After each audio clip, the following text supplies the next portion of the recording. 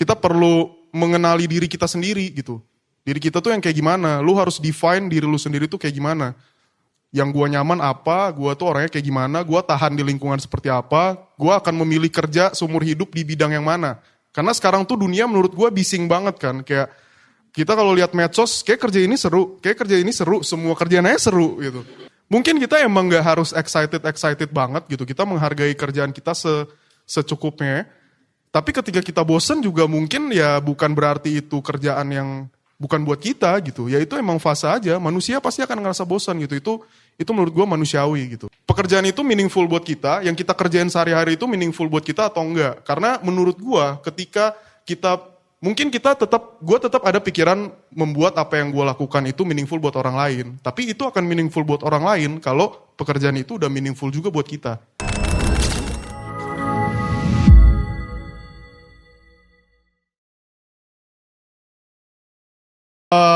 Ya halo semuanya, gue udah lama gak ngomong publik jadi Nah itu salah satu contohnya tuh. Jadi kalau gue ngomongnya agak belibet mohon dimaklumi aja ya. Gue 29, jadi ini gue sebenarnya udah injury time-nya usia 20 ya. Tahun depan gue udah 30, terus sama temen gue diajak kita bikin in our 30s ya Will. Jadi gue udah 29. Bisa diasumsikan mungkin pengalaman gue agak lebih lama ya karena udah tua mungkin. Gue kerja dari, kalau ini kita konteksnya ngomongin kerjaan, gue kerja dari umur 18 berarti. Waktu gue kuliah di tahun terakhir tuh. Tahun terakhir gue dulu sering ikut organisasi, terus organisasi kuliah. Di tahun terakhir udah gak ikut organisasi, gue gak tahu mau ngapain. Gue anak MIPA by the way. Jurusannya matematika, gue nggak tahu mau ngapain, teman-teman gue ngajar, jadi akhirnya gue mencoba untuk ngajar. Ya udah gue coba deh, karena tadinya gue takut gitu kayaknya nilai gue di kampus yang bagus cuma beberapa mata kuliah nih. Gue takutnya anak SMA belajar sama gue malah ke jalan yang salah. Seperti kalian juga mungkin setelah ini akan ke jalan yang salah setelah gue ngomong. Kayak gitu, gue punya ketakutan itu tadinya. Sampai akhirnya ditawarin sama senior, lu ngajar ini deh, matematika deh. Gampang lah anak SMA, gue baca-baca lagi bukunya, oke gue bisa ngajar. Akhirnya itu adalah pengalaman, bisa dibilang pengalaman pertama gue ngajar sih. Sebenarnya gue juga di kuliah kalau gak salah sempet jadi ASDO sama ASLab. Tapi kayak ngajar anak SMA kan materinya udah kejauhan ya. Di kuliah tuh matematikanya tuh beda banget lah intinya. Jadi kayak gue sebenarnya udah agak lupa sama materi SMA waktu itu. Nah, terus gue lulus itu umur 18, sekarang gue 29, berarti gue udah kerja 11 tahun.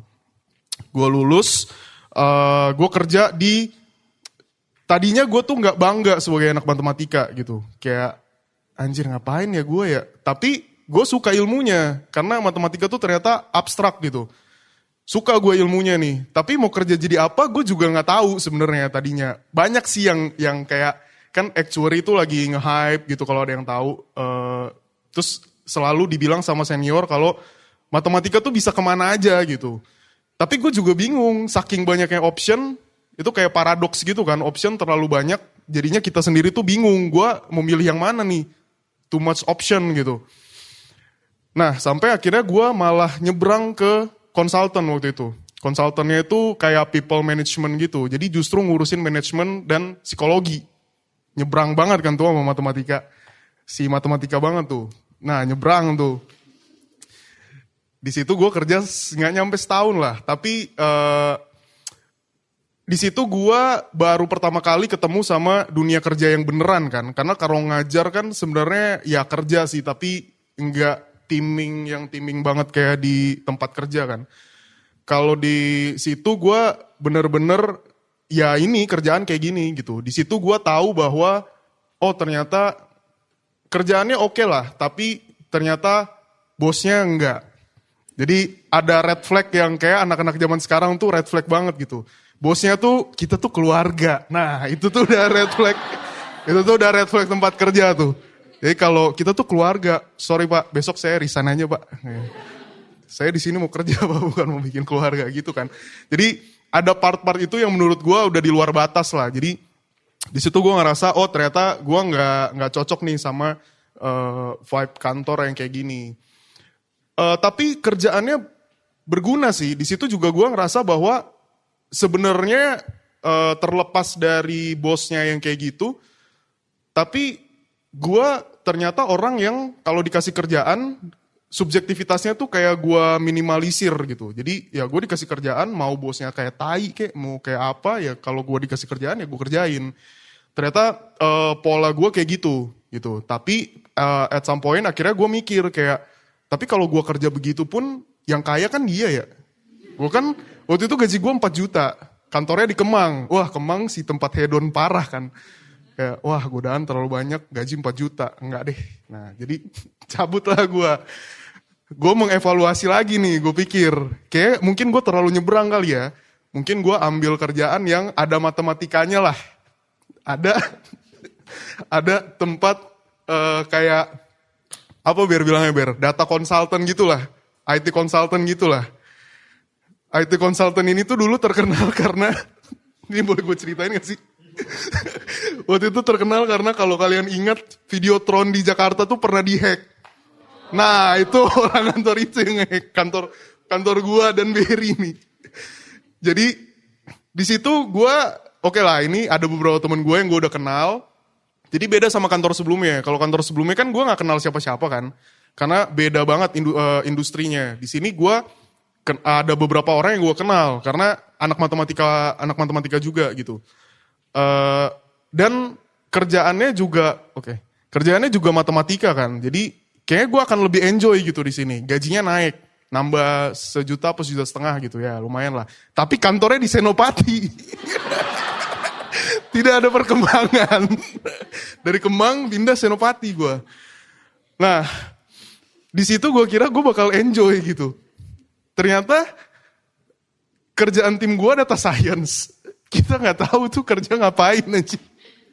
Maksud gue gini, jadi ya data science kerjaan yang oke, tapi di situ gue merasa manajer kita tuh kayak, gue dikasih target, disuruh pelajarin jurnal 2 minggu.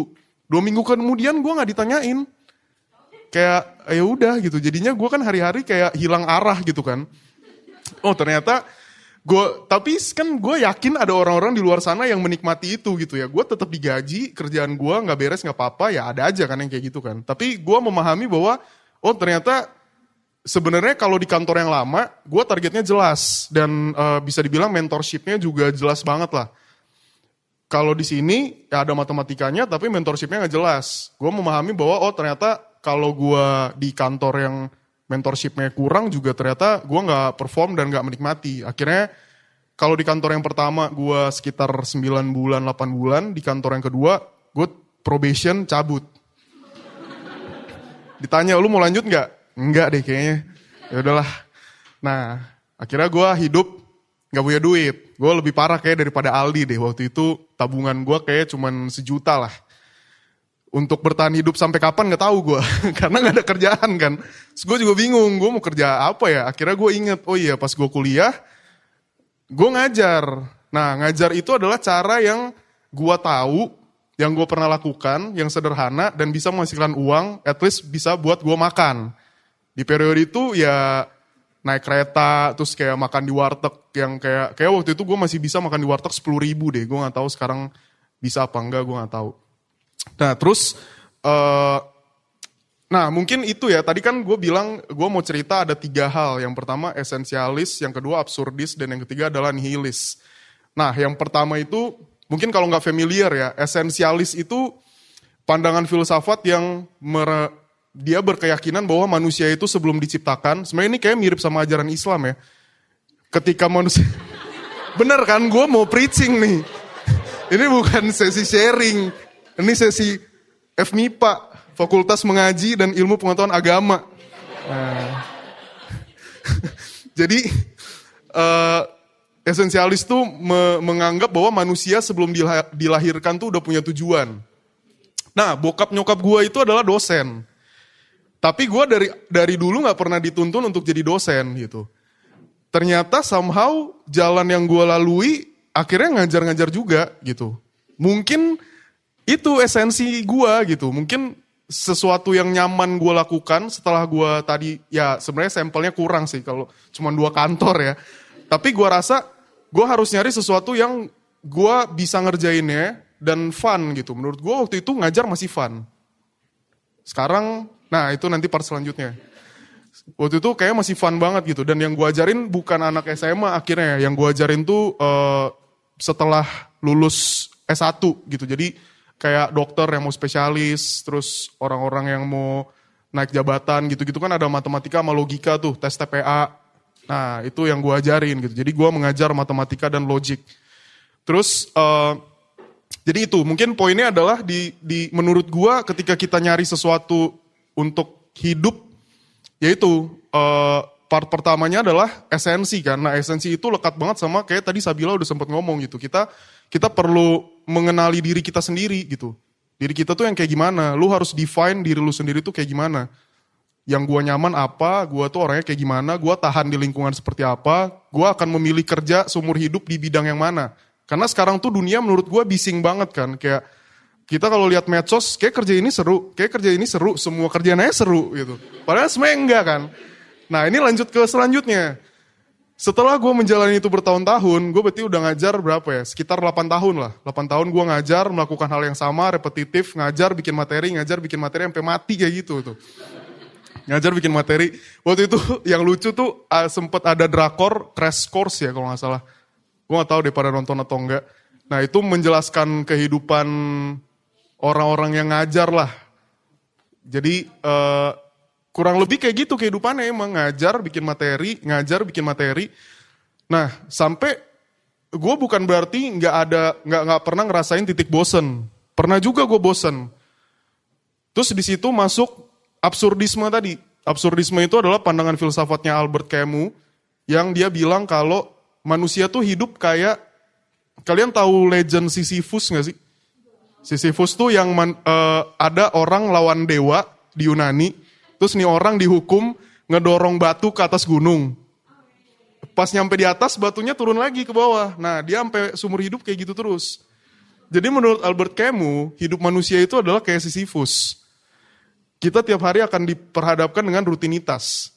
Itu juga gue hadepin. Gue merasa di awal gue passionate banget. Tapi ternyata di tengah-tengah tetap aja gue capek gitu. Ngadepin orang yang kayak, Kak ini jaminan lulus gak? Ya gimana ya, Kalau Anda pintar, iya. Kalau Anda kurang, ya tergantung effort Anda juga gitu kan. Gue mau jawabnya gimana gitu. Yang kayak gitulah, bikin kayak.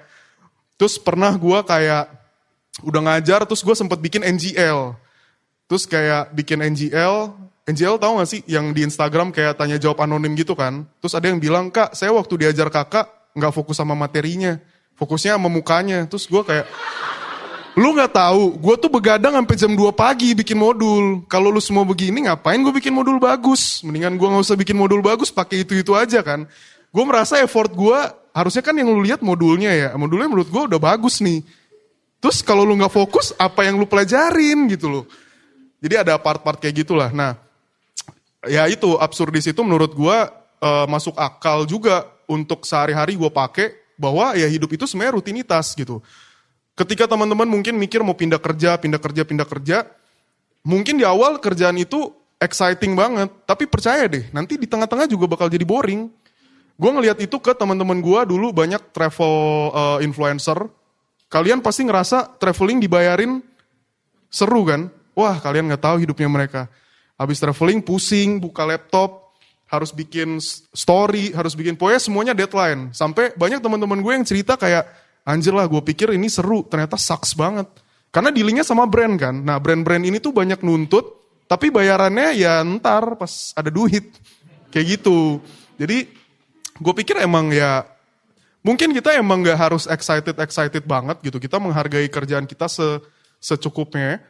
Tapi ketika kita bosen juga mungkin ya bukan berarti itu kerjaan yang bukan buat kita gitu. Ya itu emang fase aja, manusia pasti akan ngerasa bosan gitu.